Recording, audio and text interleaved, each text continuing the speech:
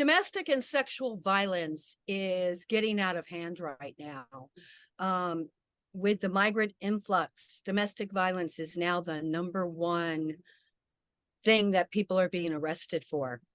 There is an amazing project called the Angel Band Project that does music to help soothe and heal this epidemic. We are with Rachel Ebling. Rachel, tell us a little bit about the Angel Band Project. Well, thank you. So, the Angel Band Project exists to use the power of music to provide healing, raise awareness, and promote positive social change for survivors of sexual assault and intimate partner violence. We've been doing this work for about 10 years now, starting in St. Louis, Missouri, which is where I'm from, but have grown our programs to New York City and Seattle, Washington as well. Are you seeing the numbers escalate with what's going on now? Absolutely. We have seen, I would say, in the past 3 to 4 years, the demand for services has increased for several reasons. One, as you mentioned, just with more immigrants coming to the country who are fleeing from abusive countries themselves, therein lies a huge population that we need to serve. Also, coming out of the pandemic, domestic violence cases rose throughout the country. So absolutely, since then we have seen the need for support for survivors, and the Me Too movement was really a watershed moment. Even though that was several years ago, I think it allowed survivors who might not have felt comfortable coming to terms or making public their own stories of trauma. So I think that has actually fostered greater services and support for victims throughout the U.S. Have you seen this problem? I've been dealing with a friend of mine who literally was a abuse survivor, from mental abuse and stalking and harassment. But the stalker harasser filed a charge of domestic violence against her and now has used the court and the system to put her in jail twice on charges that were trumped up. Are you seeing that happen a lot? Because I never knew this could happen. Well, I can't say that I see it happen a lot, but I know that it absolutely happens. And the reason is because any kind of intimate partner violence is a form of control for the abuser. So, whatever they can do to retain control over another person is what they will do to abuse. So, in this case of your friend, the tables were turned because suddenly the Yeah. abuser feels like they're being accused, so then they're going to flip the dialogue and put it back on the person that they're abusing. And it's devastating. It's horrific that this happens, but I will say I do read and hear about situations like that for Yeah, sure. I'm on a big campaign now to let victims of abuse know this law, because it seems like the victim of the abuse is so hesitant to file charges against the abuser, and then the abuser turns the tables and uses that as well. And now the law is you're guilty until proven innocent. I've never seen anything like this. Yeah, well, and that's what makes it so difficult and why, victims are trying to record conversations. I mean, they need to protect themselves, but at the same time, while they're recording conversations, you run the risk of actually being caught by your abuser. So it's Right. this cycle of insecurity, of power dynamic, and it can go, I've seen it play out in so many different places and spaces, and sadly, it can take place for years, because Oh, it did. yeah, the person being abused can never break that cycle. It's very, very difficult to get out of those relationships. Well, I think part of it may have to do with religious values. Like, she's very much a Christian. So she looked at this as, oh, I can't do that. That's unchristian. Like, I'm going to forgive. I'm going to give them another chance. I'm going to give them another chance. And even when he filed, she did not file ASAP. It took for her to be put in jail twice on charges that were so trumped up. Mm. They weren't even, there is no truth to any of them. Well, and I do feel that the sooner that someone who is feeling abused, the sooner that they can get to support and resources, the better their chances are of escaping that cycle of abuse. So many things can happen when, especially when it's more of a mental power control. I've seen a lot of women who have shirked back and they start to actually believe maybe they are responsible for this, or maybe they should just forgive and forget. That doesn't happen when it comes to abuse. So definitely the sooner that the person can seek help and resources, the better their chances of escaping that situation. How does your project help these people? Music therapy is actually an evidence-based health profession, and it's been used for decades to help people process post-traumatic stress disorder. Music therapy was used right at the cusp of the end of World War II to help war veterans with a lot of the trauma that they had experienced. And I would say in the last 10 to 20 years, it's really gained more relevance in the healthcare settings. So now we see music therapists who work in hospitals, they work in hospice settings, crisis counseling agencies, places where it is so important to process trauma, but it can be very hard to talk about. So music therapy can create that bridge for a survivor to actually start to be able to articulate and share some of the deep-seated trauma that they've experienced. Now you're performing at Chelsea Table and Stage.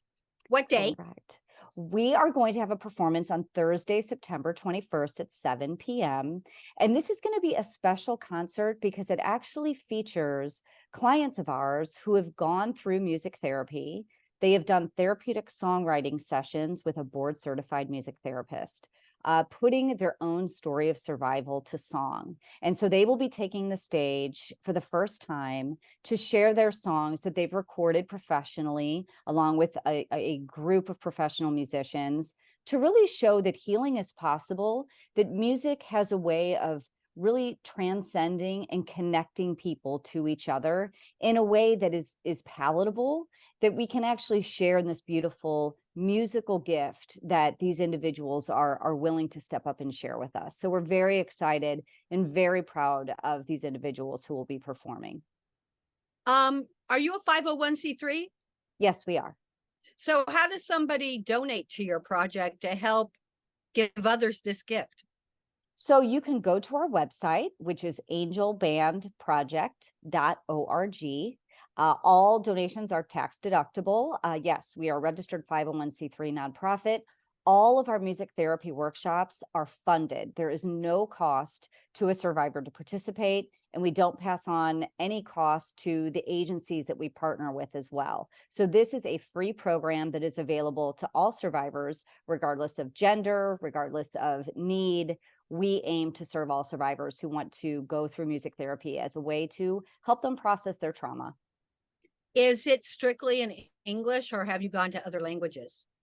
Um, all of our music therapists are currently English speaking, although we do have Spanish speaking music therapists as well as Mandarin and Cantonese. Um, Nice. we are really trying to meet our clients where they are. That is not always possible, but we do our best. We can bring in translators if needed.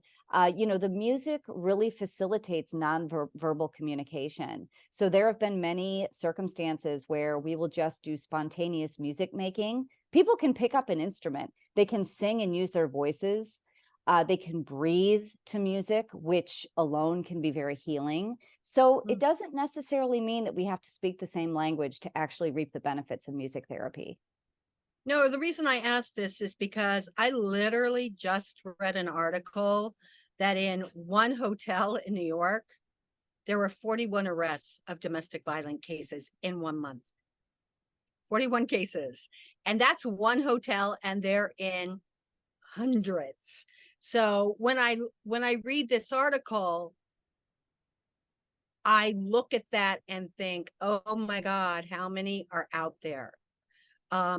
I wrote a book on child abuse that hopefully is coming out next Easter. And the national statistics are 1 in 3 females and 1 in 4 males. And my guess is they're actually more because there's a lot of people that don't talk about this. But imagine the voices if we spoke out and the laws that could change. So I'm very big into changing these laws and getting these things happening. Does your program help do any of that by summer chance, or is it just strictly healing? We really focus on supporting survivors where they are and helping them heal. I will say that policy, as we know, is always the way we are going to make significant changes in our country when it comes to legislation and prosecuting these kind of crimes. But to your point, we know that most of these cases are never reported. So it Mhm. does make the statistics even higher. Right. I am a mother of 3 daughters and I have a mom. So that's 1 in 5 women right there. So when I got involved with this work, I realized that I needed to do something to hopefully, not impact my own family dynamic. Because you really do realize that Right. people who are close to you are going to be affected. It is just statistically, that is the truth of the society we live in. I kind of compare it to the Scarlet Letter because when you're abused in any way, shape, or form, it's like you've been branded. And those that have been abused see you, and those that want to abuse see you. And it's a double-edged sword because both are a problem in a strange way. We need not to be branded. Absolutely. And I think the key to unlocking that freedom is showing others and having compassion for their stories. There is this saying, start by believing. There's been a campaign around the country. And I think if we could just flip the dialogue that no one claims to be raped or sexually assaulted because they want attention. It's the last thing that you want to be identified with. And so if we start by believing, that means that others are going to maybe feel more confident in stepping forward and getting help, because really life is too short, as we know, to live in a world of shame and isolation and guilt for something that is not our fault. Exactly. In the book, there's a line that says, "We are kept in prisons for crimes that were not of our own choosing."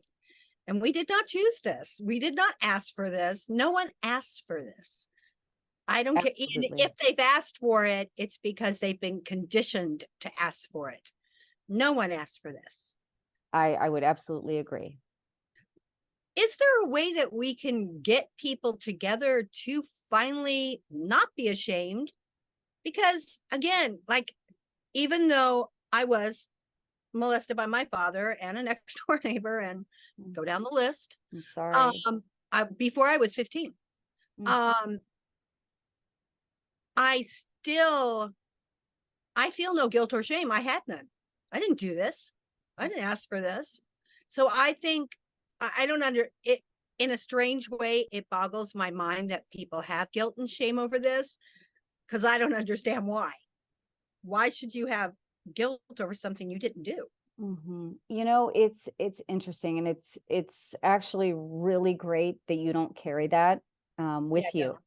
you. That is amazing and wonderful, and I'm glad that you're writing a book about your experience, because it is through the sharing that's the only way that other people can feel supported, and they can feel like someone's listening, and they can identify with another person's experience. I think the reason that there's guilt and shame is because for many survivors, they were told, if you tell anyone this, I'll kill you, or I'll kill your mother, or I'll Oh yeah, kill they your did tell. cat.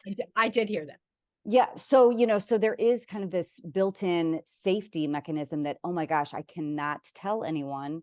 And when that happens, years and years go by, and you think about those walls that have been built up. So I feel like the more we can encourage conversation and activism on this issue and bring it to the forefront of conversations, uh, the more survivors that will be helped by this. And for this concert that we're having, it is definitely unique in that most of our clients who go through our programs, I will never meet them. I am not a music therapist. I just oversee the programming.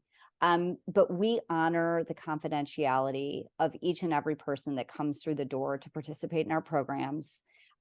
This concert features these survivors who were ready to share their story. They were ready Which I to think is be. amazing. Absolutely. And it is. And I see what they want to give back is their ability to now share and hopefully support others on their journey, which I think is just so selfless and it Yeah. inspires me. It really is a gift because not every person is in a position to do that. So my aim in having this concert is to lift these individuals up and to let them be that beacon of hope for others who might be in the audience and need to hear their message. Is there anything that I haven't asked you that you would like to tell our audience to know about you? Well, I tell people that this work truly found me. I was not thinking that my life was going to go in this trajectory of, running an organization that supports survivors. But I lost one of my best friends to a horrific act of sexual violence in 2009. So Her sorry. name was Teresa Butts, and she was like a sister to me. So when you experience grief and loss that is that quick and that violent, it forces you to reckon with what are you doing on this planet, right? What am I going to do with the remaining time I have? And a friend and I, my friend Jean and I, decided we were going to put something beautiful in the world in the space that Teresa left behind. And music was what our gift was. So we hope that by putting music therapy into the hands of those who can use it, it gives them another tool for healing and also enjoying that innate creativity that each and every one of us possesses as a human being. So I just wanted to share that. That's why I do the work I do. I am so glad I asked the question. Can you tell me when the Angel Band Project is playing at Chelsea Table and Stage again? Our concert is Thursday, September 21st, 7 p.m. Tickets are available at the Chelsea Table and Stage website, and we would love to see you all there and pack the house. And for all my readers and listeners, absolutely, I will be there. Have a great day. Thank Thank you. you.